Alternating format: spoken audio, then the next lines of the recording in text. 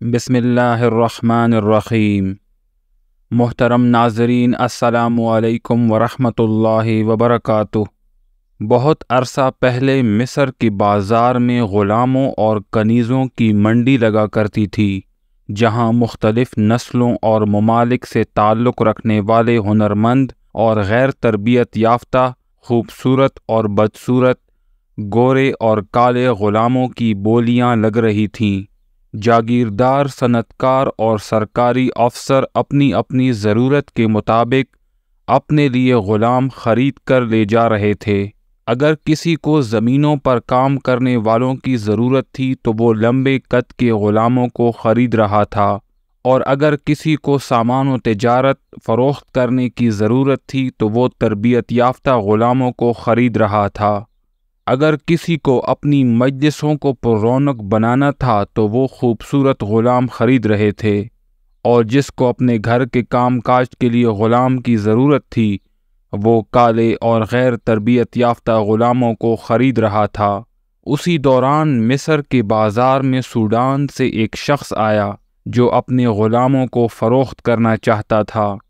اس کے غلاموں نے جب مصر کا بازار دیکھا تو ان میں سے ایک کہنے لگا، کاش میں اس شہر کا مالک بن جاؤں، اور دوسرا غلام کہنے لگا، کاش مجھے ایک ہوٹل والا خرید لے تاکہ میں خود بھی روٹیاں پکاؤں اور دوسروں کو بھی کھانا کھلاؤں۔ اتفاق سے جس نے اس شہر کی مالک بننے کی خواہش کی تھی اس کو ایک فوجی نے خرید لیا تاکہ اس سے فوجی کام لیا جا سکے، اور دوسرے غلام کو اپنی خواہش کے مطابق ہوٹل والا ہی مل گیا۔ وہ غلام جو فوجی کے پاس تھا اپنی صلاحیتوں سے کام لینا شروع کر دیا۔ اس نے فوجی مالک کے ساتھ رہ کر بہت ترقی کی اور بالآخر مصر کے بادشاہ کی نظر میں آ گیا۔ اس نے اسلام کے مخالفین اور مصر پر حملہ کرنے والوں کو روکنے اور حجر اسود کو اکھاڑنے والوں کی یلغار کو روکنے کے لیے بے مثال خدمات سر انجام دیں۔ ان خدمات کی وجہ سے مصر کے بادشاہ نے اسے اپنا وزیر اعظم بنا دیا۔ کچھ عرصے کے بعد یہی غلام مصر اور شام کا بادشاہ بن گیا۔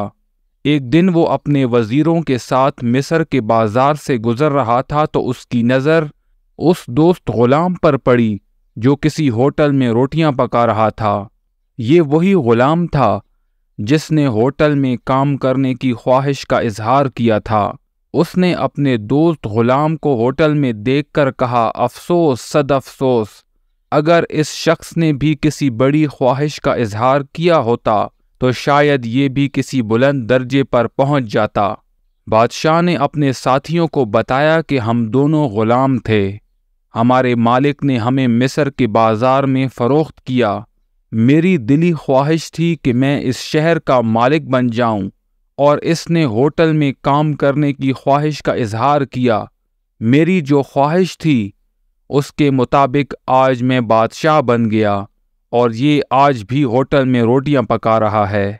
محترم دوستو، عمرو بن العاص فرماتے ہیں کہ آدمی وہاں ہوتا ہے جہاں وہ اپنے آپ کو رکھتا ہے۔ اگر وہ اپنی شخصیت کو بلند رکھنا چاہے تو اس کی حیثیت بلند ہو جائے گی، اور اگر پست کرنا چاہے تو اس کی حیثیت پست ہو جائے گی۔ اگرچہ انسانوں کو اپنی قسمت کا لکھا ہوا ہی ملتا ہے، لیکن انسان کا عزم تو ہمیشہ بلند ہونا چاہیے۔ ہمارے آس پاس جتنے بھی کامیاب لوگ موجود ہیں، خواہ ان کا تعلق سائنس اور ٹیکنالوجی سے ہو یا فلسفہ و طب سے، حدیث سے ہو یا فقہ سے، وہ لوگ ہمیشہ بلند ہمت والے ہی ہوں گے۔ ان میں سے کوئی بھی ایسا شخص نہیں ہوگا جس کو صرف اپنا پیٹ پالنے کی فکر ہو یا اپنے خاندان کی۔ وہ ہمیشہ بلند سوچ کے مالک ہوتے ہیں اور معاشرے میں اپنا بہتر کردار ادا کرتے ہیں۔